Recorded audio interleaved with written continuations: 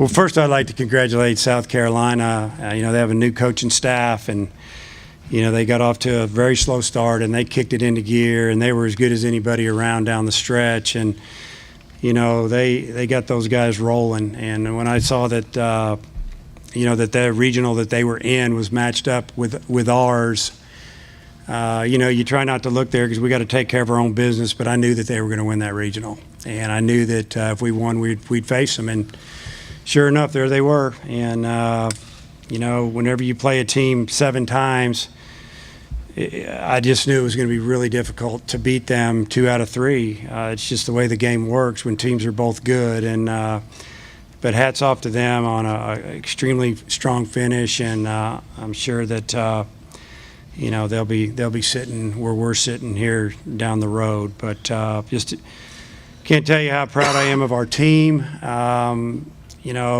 This season has been a grind, and there's been a lot of expectation, which probably they feel as much as the coaching staff does, and they've handled it every day. They've come and worked extremely hard, and they kind of showed you what they were made of tonight, because they took all the drama out of that game, which I really appreciate. I'll guarantee you that. And couldn't be prouder. Just excited for them. I'm excited for my coaches, all of our staff. They haven't been to Omaha. I've been to Omaha. Omaha's incredible. And I'm just so happy that some others that I'm around every day get to experience it. All right, we'll take questions from the student athletes. Raise your hand, we'll get a microphone to you. Start with Kurt. Carson, I guess along the lines of those expectations, what are you feeling? Just pure excitement, or is there an element of relief at this point? It's just pure excitement right now. I think that we've handled the expectations very well. This is a really tough team. We understand how talented we are, and we kind of like the expectation. It makes us play better. So just right now, it's just pure excitement. I'm so happy for my brothers, and everybody's getting to experience this like I did my freshman year. Grant. Eric, you got this offense off to a start. I think you scored 5 runs today. What was the atmosphere around the team like today? People were saying you all were uptight, stuff like that. What was it like going into the game? I mean, it was just a group of guys who were really determined, really talented, and kind of all fighting for the same thing. Their pitcher last night threw a heck of a game, and we tip our cap to him. But we came out today and kind of knew we were in the driver's seat with their best reliever throwing 40 or 50 pitches on game 1. So we knew it was kind of up to us, and we knew Isaiah was going to get us 4 or 5, however much we needed. And I think that's just kind of a sign of a mature team coming out with the same focus for basically all season for tonight. Scotty. Luke, with so much on the line tonight, what did it mean to you to have a night like you did? Yeah, it was a big relief for me because I didn't have that great of a night last night. They were throwing me away all series long. I was pulling off the ball, trying to do too much probably, and just stuck with a good approach and was able to put some good swings on it and help my team win. Tom. Questions for Luke. The mentality you took into the game, Eric just kind of pointed out that they used their closer last night and just wanting to jump out fast. Can you talk about the mentality you brought to the game? And in the Carson, if you could talk about the home run pitch and closing out the big first inning that way. Yeah, game 3's winner take all. Anything can happen. You guys saw what happened last year. We thought last year both teams had no pitching, and it was a 3-2 ball game. So you never really know what you are going to get. But we have a pretty old team with some really good young guys, and everyone, kept their composure and didn't panic when something happened and just kept on trucking. Just on the home run, I really wasn't trying to do anything too much. I think we had 2 outs in the inning when it happened, or 1. And I was just trying to put the bat on the ball and just trying to see the ball up. And I think the baseball gods were on my side tonight. For Luke and Carson, just seeing the ovation the crowd gave you guys in your last at-bats, what's it mean to exit and finish your Baum Stadium careers that way? Yeah, it was pretty special. It was hard to, not get choked up. This has been the best 4 years of my life, at this stadium, these fans. I just, really have to thank, Coach Van Horn for letting me come here and play for him and experience this, because it was a dream. Yeah, along the same lines. I have a routine that I go through, and I had to actually kind of step back out of it because I was starting to choke up a little bit. So I took that extra swing and got myself right. But just like Luke said, Coach, I'm so thankful for you letting me walk on here. I really appreciate it so much. It's been the best 4 years of my life. You earned that scholarship you got too, I'll tell you that. Any more questions for the student athletes? Gentlemen, thank you very much. All right. Good job, fellas. All right, same thing with Coach Van Horn. Raise your hand. We'll get him back to you. We'll start with Kurt. Taken some really good teams to Omaha in the past. Is this the best one you've had? Yeah, that's hard to say. I mean, it's really about how are you playing at the time. This is just a team it's very balanced. I remember a couple of the teams I took in Nebraska. One of them was really good. One of them overachieved, and we got there again because we kind of knew how. We learned how the year before. The 04 team was a team when we got to Omaha, we were done. We gave everything we could to get out of here. We were picked 11th in the league that year, and there were only 12 teams. And we went to Omaha, it didn't go very good because we couldn't hit field pitch back then. We were done. But we did it. We opened the door. That 04 team opened the door for the future. The 09 team, that team could really hit. Had a pretty good pitcher named Dallas Keuchel, but he wasn't as good as he's turned out to be, over the past 4 or 5 years with the Astros. Drew Smiley was a youngster on that team, but we just didn't have enough depth in the pitching staff. But we could hit with people. We just couldn't stop them too much. And I think about the 12 team could flat out pitch, and that 12 team got eliminated by South Carolina. We got to the winners. We were one game away from getting to the championship series, and we lost 3-2 and 3-1, and we just couldn't score. And that was tough. And from that time on, we said we got to be more balanced. We got to get hitters. We got to have enough pitching. And this team is a little more balanced. You just hope that your pitchers got a little more in them, to finish this thing up and go another time or two. So, I mean, to answer your question, I'm pretty much tap dancing around is I don't know. It's a good team. It's got a chance. With your history at this school and back to your days being here as a player and everything, what would it mean for you to bring a national title to the school? Not just for you personally, but for Coach DeBryan, for everybody. For everybody. It wouldn't be about me. It would be about all the players that have come through here. It'd be for Coach DeBryan that coached here. And when they first joined the Southwest Conference, they had to play at the fairgrounds over here. And, the powers of the league would come up here and make fun of them and laugh at them with their facilities. And he endured all that. It would be big. Real big. Tom? Dave, after last night, what was the mentality you felt like the team came into this game with, and what would be the deciding factors? Well, what I said to him last night after the game was, hey, it's not life or death. It's, I gave him a little bit of a little 2-minute speech about pressure and what I feel pressure is, and there's no pressure on them. And the gist of it was, pressure's when you got 2 kids, a mortgage, a car payment, and you got to go home and tell your wife you just lost your job. I told them that's pressure. This is nothing. This is fun. Just to take the edge off, just so they were lax a little bit. And we could tell walking through the locker room. Coach Johnson and I, we talked about it before the game. Says we really like where the guys are at, and it was like they were loose, but they were being quiet. It's hard to explain it. I think I've tried to explain this before. But that's what I felt. I just felt like, man, these guys are locked in. And Eric Cole was locked in tonight, and he got us rolling. But it was just a good feeling when we stepped on the field, just looking down at the bench and just seeing where everybody was at. You could just tell that these guys were here and they meant business.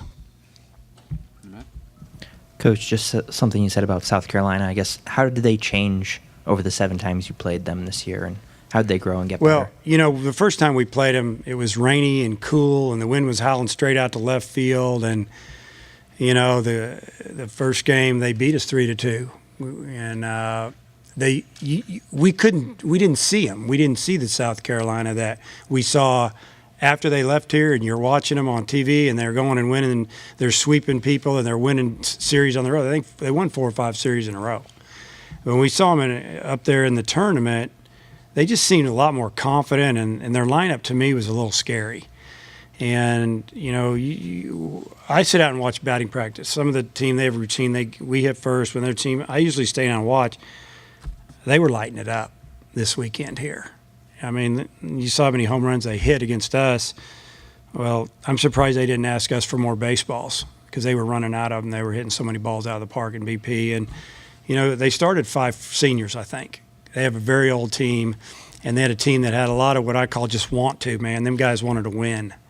And they knew it was the end of their careers, or they're going into pro ball or whatever. And those teams are dangerous. And that's what I saw, just a team that really, really played hard. And give Mark and his staff credit. And I told him that after the game, man, you got them going. And you guys you did a great job. You put up a lot of big numbers, a lot of big innings this season, but there's a lot of guys with high averages this season. What is it about this team that has the ability to string together hits, and obviously talk about the school record for home runs in a season? Well, I think the offense, Coach Johnson's done a tremendous job with our offense. And I told him when I was trying to hire him about this time last year when they got eliminated in their super regional this weekend 1 year ago. I think I talked to him. Today's Monday. I probably talked to him on Tuesday. And I said, if you decide that to come here, you're gonna inherit a good team of hitters. And we got a couple pretty good ones coming in. Now, at the time, we didn't know that Heston Kerstad was going to do what he was going to do, or Martin, obviously. But we felt like we had a couple young guys that were going to help us. And I think he's taken them to another level. He teaches a little bit, a lot of the drill work and different things, a little leverage and getting on that backside a little bit. Get the ball in the air, and it's helped get the ball out of the park because we're physical, I got a new strength coach this year, Blaine Kinsley, that I just told him how much I appreciated him 2 minutes ago, that he elevated our team physically and mentally. And, guys didn't get hurt, but they got stronger, and that's a good thing. We weren't pulling muscles because we're big and tight, and I just think he did a tremendous job, and it just all kind of came together, and Coach Johnson's outstanding coach. I mean, I could go on and on, but the home runs and the offense, it's hard to predict that. But we did see in the fall one of two things: either we can't pitch or we can really hit, because we hit our pitchers pretty good, and we felt like we could pitch a little bit. So we felt good about the offense. How did you feel Campbell did coming off a struggling start, and also were you surprised to get as much out of Lowski after 3 innings just 2 days ago? Yeah, first off, I thought Campbell did a tremendous job. He goes out, and I think the first hitter of the game, he throws a couple of balls, and you could hear people start to moan and groan a little bit and get a little irritated. And he bounced right back and got through that first inning, threw the ball well. He throws the ball, it looks effortless. And you look on the board, and it's 94, and you're going, looked like he threw it 87.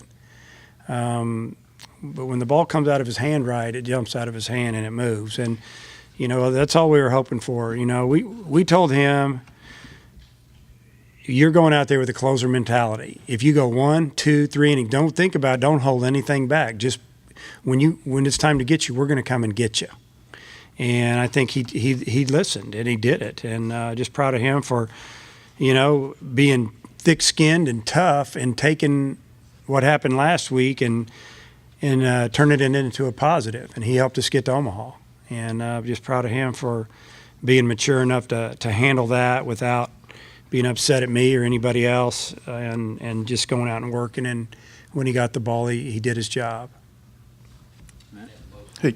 Oh, yeah, and Lowski, we were hoping maybe 2 innings out of Lowski.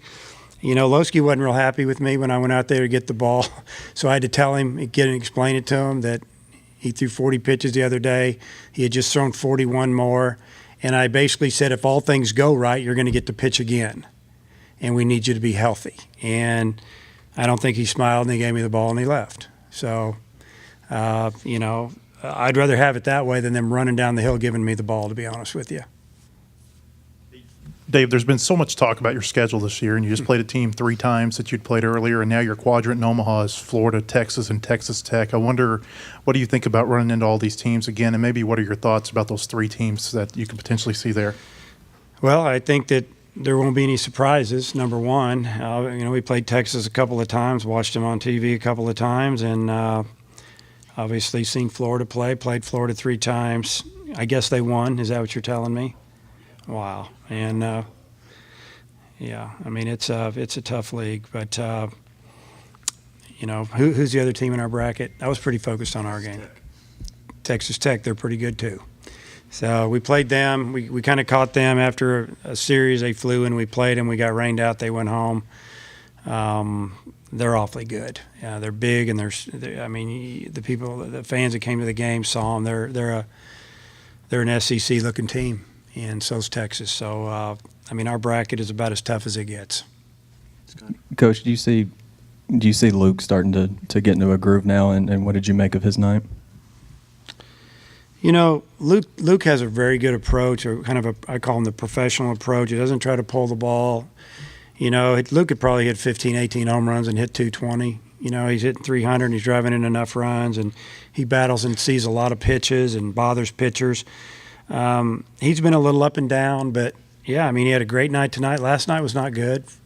Saturday night was pretty good. I just think Luke shows up with the same mindset every day, and it's just blue collar. He comes to work and, he tries to stay through the middle. Yeah, I think he's, after tonight, I'd say he's hot. I'll go with you. He's hot. So we'll try to pump him up on that. But I see the same Luke every day, and, I think that's what his teammates see.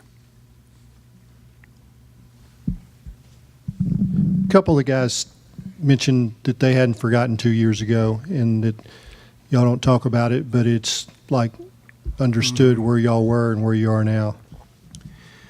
You talking about that 1 year, that 2016 year? It was a beauty.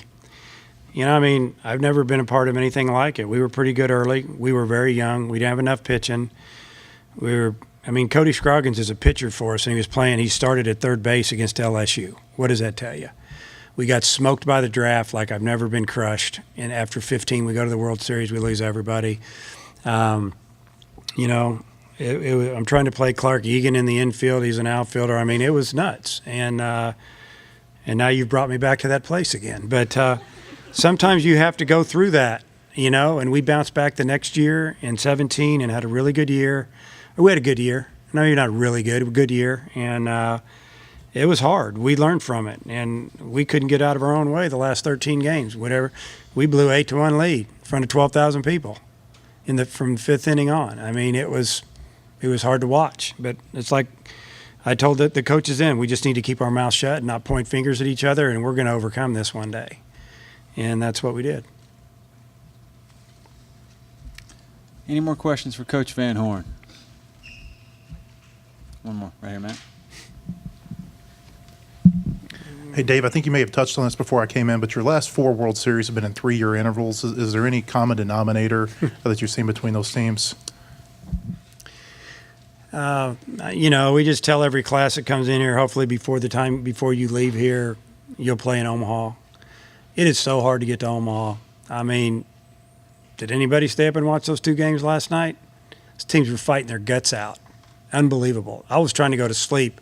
Actually did fall asleep for about, ask Karen, 5 seconds. And then and then I couldn't go to sleep after the games were over. Because it was just, I know the misery of being on both sides. The misery of being on one side, the how great it is to be on the other. But I don't know, it's, if you can get there every 3 years, unless you just run into an incredible couple of recruiting classes back to back and you get some older guys not to sign and come back for their senior year, or a guy like Andrew Benintendi, who signed after his sophomore year, to come back one more year. There's a couple of teams in our league that kept a lot of players in the draft, and believe me, I've been noticing it. And we're going to have to face them next year, and they're going to have 4 or 5 seniors, and they're already good programs, and then you throw in their recruiting class. It never stops. Recruiting never stops. Your mind never shuts off, but you just have to try to reload every year, and that's what we're going to try to do. It'd be nice to get back again next year, too. Coach, thanks for your time. Okay. Congrats. Thanks.